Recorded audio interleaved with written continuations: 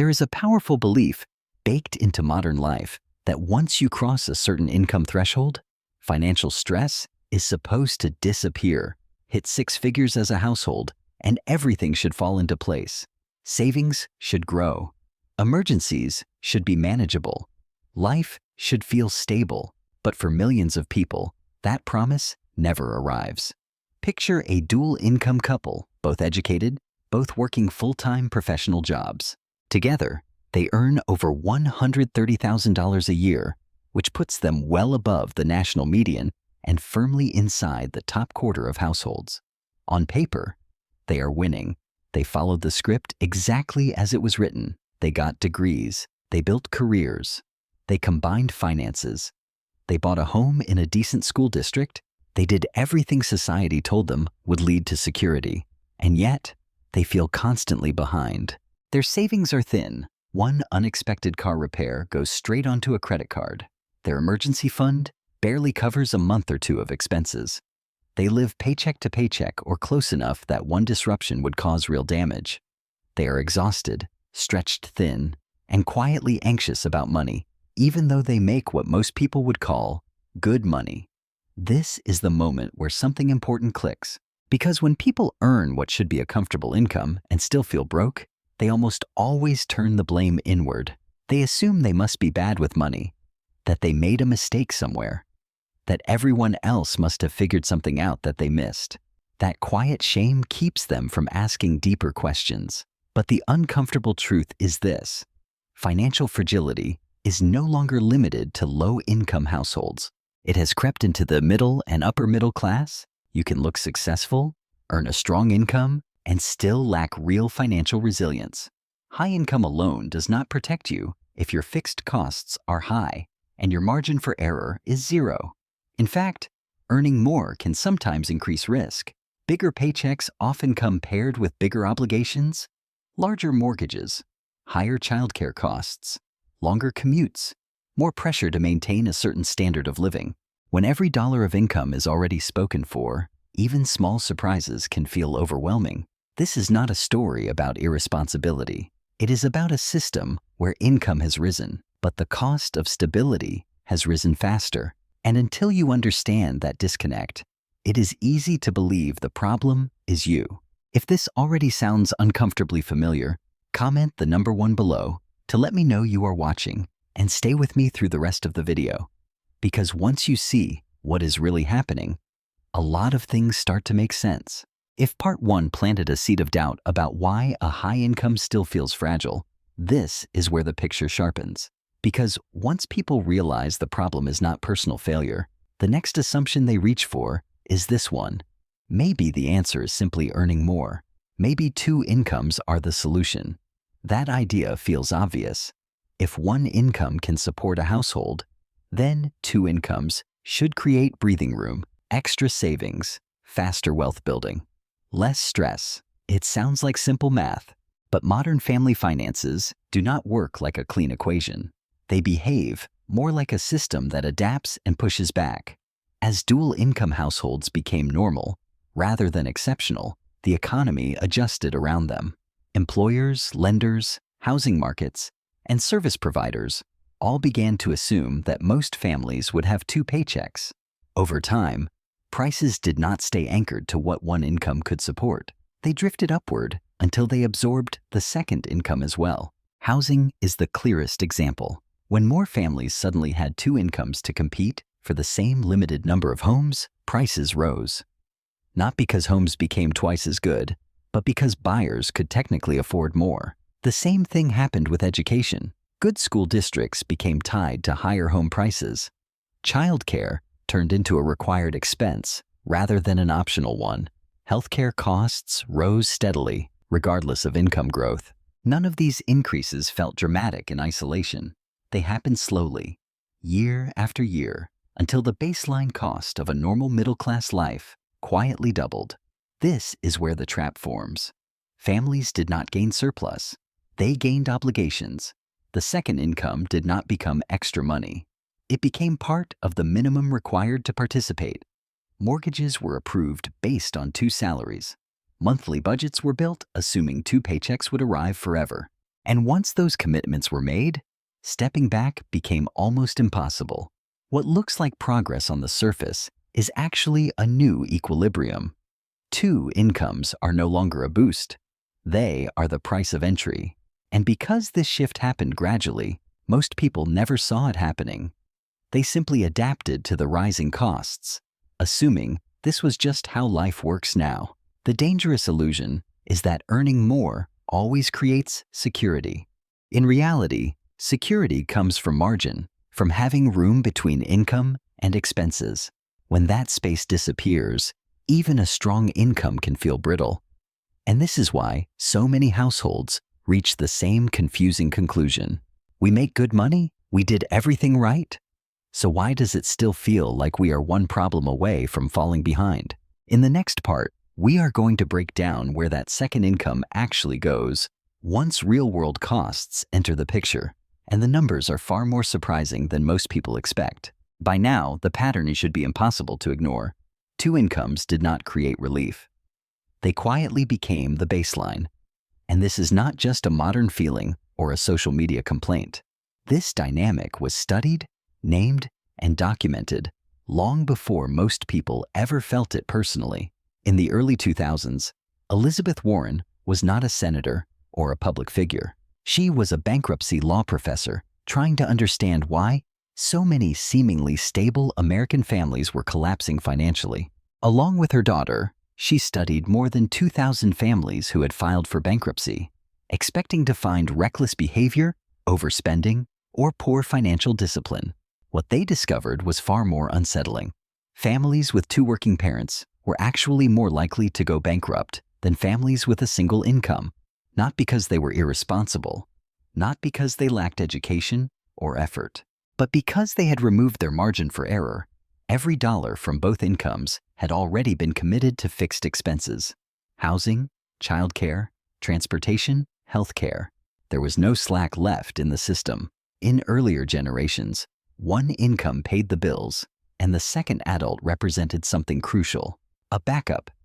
If the primary earner got sick, lost a job, or needed time to recover, the other parent could enter the workforce. It was not ideal, but it was an insurance policy built directly into the household structure. That option absorbed shocks and bought time. Modern dual-income households already spent that insurance policy just to stay afloat. When both incomes are required to keep the lights on, any disruption becomes dangerous. A layoff is no longer a temporary setback.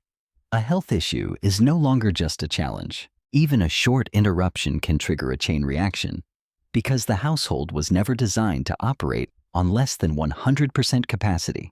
Bills do not pause, mortgages do not flex, childcare costs do not disappear. This reframes bankruptcy entirely. It is not a moral failure. It is a predictable outcome of structural risk.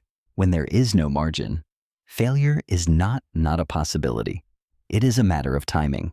Here is the unexpected thing I want you to do right now. Take 1 second and think about this quietly. If one income stopped tomorrow, how long would your system actually hold? If that question made you uncomfortable, do one simple thing. Stay with this video, because understanding that answer changes everything that comes next. If part 3 explained why modern households feel so exposed, this is where the contrast becomes clear. To understand what has been lost, you have to step back in time, not out of nostalgia, but to see how the structure of a household used to create built-in resilience. In the 1970s, the typical middle-class family operated very differently. One primary income covered the core expenses of life: housing, food, transportation, healthcare, and education were all designed around the assumption that a single paycheck would carry the household. Housing costs consumed roughly a quarter of income, not half. Public schools were reasonably funded across neighborhoods, meaning parents were not forced into bidding wars just to secure a decent education for their children. Healthcare was not cheap, but it was predictable and manageable. Most families could save something at the end of the month. What mattered most was not comfort or luxury, it was margin. That margin was the difference between stability and fragility, Families had room to absorb surprises. If the car broke down, it was stressful but not catastrophic. If income dipped temporarily, expenses did not instantly overwhelm the household. Life was not easy, but it was structurally forgiving. The role of the stay-at-home parent was central to this system, not as a lifestyle choice, but as an economic one. That parent provided enormous amounts of unpaid labor. Cooking, childcare, home maintenance, budgeting, and scheduling were handled internally rather than outsourced. This reduced cash expenses and increased efficiency. Just as important, that second adult represented latent earning power. If the primary earner lost a job or fell ill, the household had a backup plan. The second income could be activated when needed, not consumed by default. That unused capacity was the true safety net. The key insight here is that middle-class security did not come from high income. It came from flexibility, from having one foot off the gas, from not running the household at full capacity all the time. The system could bend without breaking. Compare that to today. Modern households earn more in inflation-adjusted terms, but they operate with no slack. Both incomes are required just to meet baseline expenses. Housing, childcare, healthcare, and education have all expanded to fill every available dollar. The second income is no longer a reserve. It is a necessity. And when necessity replaces margin, resilience disappears. This is why the past is not being romanticized. It is being examined. Because the question is not whether families used to earn more or less. The question is whether they had room to breathe. And for most modern households, that breathing room is what vanished first. Once the margin disappeared, something else happened quietly in the background. The second income did not sit unused. It was absorbed, not by luxury, not by excess, but by the rising cost of simply living a normal middle-class life. Since the 1970s, household incomes have increased, especially when both adults work. But the prices of essential goods and services increased faster and more aggressively. Housing is the most obvious example. Home prices did not merely keep pace with inflation, they outpaced it by a wide margin. Families were not buying better homes. They were paying more for access to the same square footage, the same neighborhoods, the same school zones. Healthcare followed a similar path. What was once a manageable expense became a permanent and growing line item. Childcare, which barely existed as a major cost when one parent was home, transformed into one of the largest expenses in a modern household budget. Higher education, once affordable with modest savings and part-time work, turned into a long-term financial obligation that often follows families for decades. These costs are not optional. They are the entry fee to stability. And as more families relied on two incomes, markets adjusted. Sellers priced homes assuming two earners. Service providers set rates based on dual income demand. Lenders approved loans that only worked if both paychecks arrived on time every month. The second income stopped being extra money and became part of the baseline. This is not primarily about individual lifestyle inflation. It is not about bigger televisions or nicer vacations. It is about collective pressure. When millions of households suddenly have more spending power for necessities, prices rise until that power disappears. The advantage cancels itself out. The result is a painful illusion. Families feel like they should be doing well because they earn more, but underneath, they are carrying more risk. Losing one income no longer means tightening the belt. It means the structure itself is in danger. They earn more, they commit more, and without realizing it, they trade stability for exposure. After seeing how rising costs absorb the second income, the next question becomes unavoidable. Where does that money actually go? Because on paper, a second salary still looks powerful. $50,000 sounds meaningful. It feels like progress. But once you follow that money through real life, the result is far less impressive. The second income is usually taxed at a higher marginal rate because it sits on top of the first. What looks like $50,000 on an offer letter often turns into much less once federal, state, and payroll taxes are applied. Then come the costs that only exist because both parents are working. Childcare is the biggest one. For many families, daycare alone consumes a massive portion of that second paycheck. Commuting adds another layer. Gas, maintenance, parking, and sometimes the need for a second car quietly eat away at what remains. And then there is the cost no one budgets for: exhaustion. 2 full-time working adults have less time and energy. That leads to more spending on convenience. Prepared food, takeout, house cleaning, lawn care. Small purchases that feel harmless in isolation, but add up over a year. These are not indulgences. They are coping mechanisms for a system that leaves no room to breathe. When you add it all together, the second income often shrinks to a surprisingly small number. In some households, it barely moves the needle. In others, it goes negative. Someone works full-time, sacrifices time with family, absorbs stress, and the household gains almost nothing financially. Most families never see this clearly because they focus on gross income. They build their lives around the combined number. Banks encourage this by approving mortgages and loans based on total household earnings, quietly assuming both incomes will last forever. That assumption is where the danger lies. The second income stops being a wealth builder. It becomes a support beam holding up an overextended structure. And when that beam weakens, the entire system feels unstable. This is why dual-income households often feel tired, anxious, and stuck, despite doing everything right. After breaking down where the second income actually goes, the deeper problem comes into focus. The true risk facing modern households is not that they save too little. It is that they have lost flexibility. Their entire financial structure depends on everything going right all the time. When fixed expenses are built around 2 incomes, the household runs at full capacity. Housing, childcare, transportation, insurance, and debt payments are all calibrated to the assumption that both paychecks will arrive every month without interruption. There is no buffer, no downgrade path, no easy way to slow down. As long as both incomes keep flowing, the system appears stable, bills get paid, life continues. But stability built on perfect conditions is fragile. The moment one income disappears, even temporarily, the pressure is immediate. A layoff, a health issue, burnout, a family emergency. Any of these can turn a manageable situation into a crisis because the expenses do not shrink when income does. This is why dual-income households with strong salaries often feel more exposed than they expect. They are not poor. They are overcommitted. Their risk is concentrated. All of their financial weight rests on uninterrupted employment. That is a dangerous design. The engine analogy fits for a reason. A system running at maximum output with no margin can function for a while. But when something goes wrong, failure is not gradual. It is sudden.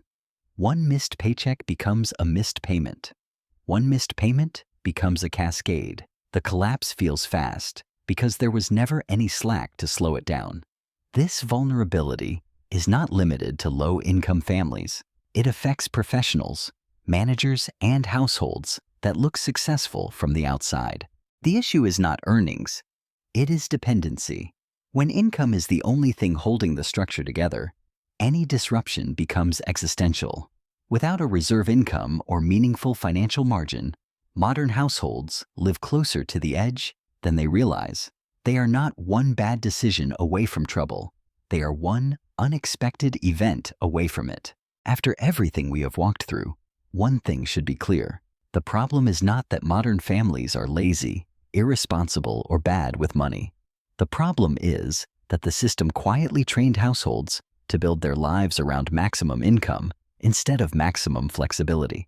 And once you see that, the solution stops being about earning more and starts being about structuring better. This is where the idea of a one-income foundation matters. It is not a call for one partner to quit working tomorrow. It is a strategic way of thinking about risk.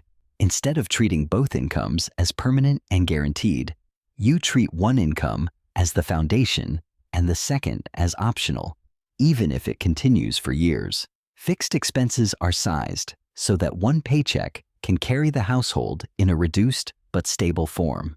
That shift changes everything. When housing, transportation, and core bills can be covered by one income, the second income stops being a support beam and starts becoming a tool. It can build an emergency fund. It can eliminate debt. It can be invested for the future. Every dollar saved or invested buys back flexibility. It creates time. It creates options. It gives you room to respond when life does what it always does and throws something unexpected your way. This approach often requires uncomfortable trade-offs. Living in a smaller home than the bank says you can afford. Driving cars that are paid off instead of impressive. Resisting the pressure to upgrade just because income increased. From the outside, it can look like you are falling behind. In reality, you are building resilience. Over time, something powerful happens. Savings grow. Investments begin to compound. The household no longer feels like it is balancing on a knife edge. One income loss becomes a problem to manage, not a disaster to fear. Choices start to come back. A career change becomes possible. Time with family becomes negotiable. Stress begins to ease. This is the lesson modern households were never taught. Financial security is not about how much you make. It is about how much flexibility you keep. Cash flow is not safety. Options are. If this video helped you see your finances in a new way, make sure to subscribe to the channel so you do not miss the next video, where we will break down practical steps you can take to start rebuilding margin in your own life.